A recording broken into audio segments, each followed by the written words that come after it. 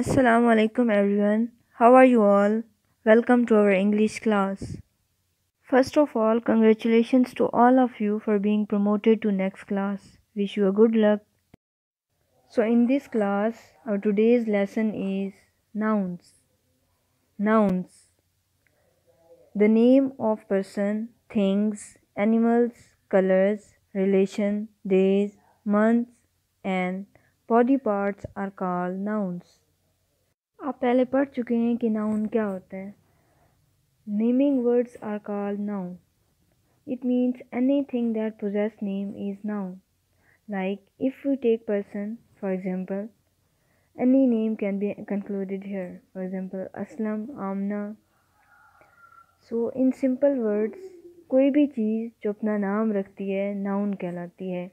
चाहे वो किसी शख्स का नाम है, किसी चीज़, जगह, जानवर, कोई रंग हो सकता है या दिनों महीनों के नाम. That is noun. Okay, for further understanding, I'll give you some examples for each and every category for better learn the concept. So our first category in noun is things. We can write anything here. For example, I will write two examples of things: shoes and lamp. So in next part, we have to add animals now. You can write any animal name here: wolf and cat. Our next category is colors. There are many colors, so I will write two names here: blue, black. Relations are जो आपके ताल्लुकात हैं आपके इर्द गिर्द के लोगों से.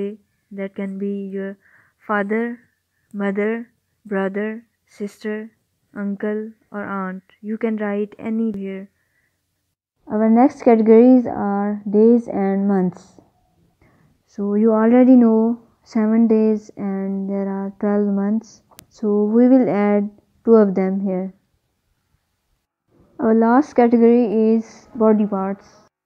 Okay, now let's sum up everything we learned today. What is noun? The name of person, thing, place or anything that possess name is called noun. Naming words are called noun.